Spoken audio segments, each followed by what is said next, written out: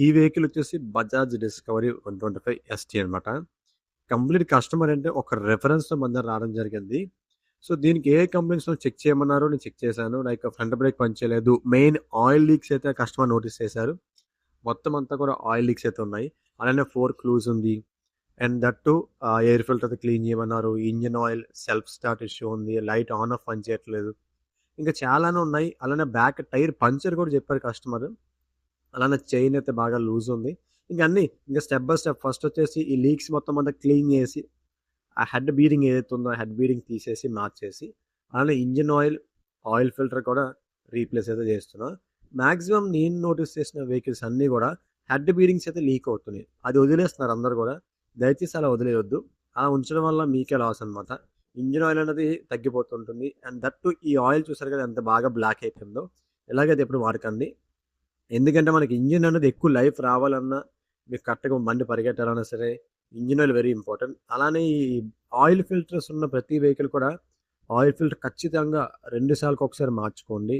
అది గనుక మార్చకపోతే మనకి ప్యూర్ అయిన ఆయిల్ అనేది బోర్‌కి, పిస్టన్‌కి పాస్ అవ్వదు. పాస్ అవ్వకపోతే సీజ్ అయ్యే పాసిబిలిటీస్ ఉంటాయి. సో, ఇంకా క్యాజువల్‌గా జెన్యూన్ ఆయిల్ ఫిల్టర్ తీసేసి, అందులో ఇన్‌స్టాల్ చేసేసి ఆయిల్ అయితే వేసేస్తున్నా. కస్టమర్‌కైతే ఈ వీడియో ఖచ్చితంగా ఫార్వర్డ్ చేస్తానే అనుకుంటున్నా. ఎందుకంటే ఈ ఆయిల్ పాత ఆయిల్ మీరు చూసారు కదా! సో, అట్లా ఉంటే ఏమవుతుందంటే మనకి ఎంత కొత్త ఆయిల్ ఏసినా సరే ఎర్లీగా బ్లాక్ అవుతుంది. సో, అందుగురించి ఆయిల్ ఏసే వీడియో కూడా తీయాల్సొచ్చింది. సో, మీరు కూడా ఇలా పాత ఆయిల్ బాగా బ్లాక్ అయిన తర్వాత కొత్త ఆయిల్ వేసిన తర్వాత 1 వీక్‌లోనే ఆయిల్ బ్లాక్ అయితే దానికి కారణం ఏముండదు. మీరు కొంచెం ఎర్లీగా మార్చుకోవడమే. అండ్ ఎయిర్ ఫిల్టర్ కూడా ఓపెన్ చేశాను. ఓపెన్ చేసి ధూళైతే చాలానే ఉంది దీనిలో కూడా. సో, ఎయిర్ ఫిల్టర్ కూడా క్లీన్ చేసి ఇంకా నాకెక్కడ బాగా ఇబ్బందయిందంటే నియర్లీ వైరింగ్ దగ్గర. ఎందుకంటే స్విచ్ అనేది పనిచేయట్లేదు.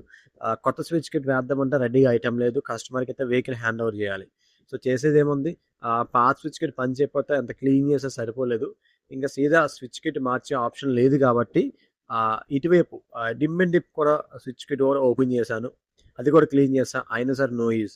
ఇంక చేసేదేముంది డైరెక్ట్‌గా దానికంటూ సెపరేట్‌గా ఒక లైట్ స్విచ్ అయితే వేసేసాననమాట. ఆన్ చేస్తే లైట్ ఎలిగేలాగా, ఆఫ్ చేస్తే ఆగేలాగా. సో, ఇంక ఫైనల్‌గా ఈ కంప్లెయింట్స్ అన్నీ క్లియర్ చేసి కస్టమర్‌కైతే వెహికల్ హ్యాండ్ ఓవర్ చేశా. అండ్ మీరు కూడా మీ వెహికల్‌కి ఏమైనా ఇష్యూ ఉంటే మన గ్యారేజ్ విజిట్ చేయాలనుకుంటే లొకేషన్ మునుగపాక. చాలామంది అడుగుతున్నారు లొకేషన్ ఎక్కడ అని చెప్పేసి. లొకేషన్ మునుగపాక. మన ఇన్‌స్టా పేజ్ ఫాలో చేయకపోతే ఫాలో కొట్టేయండి.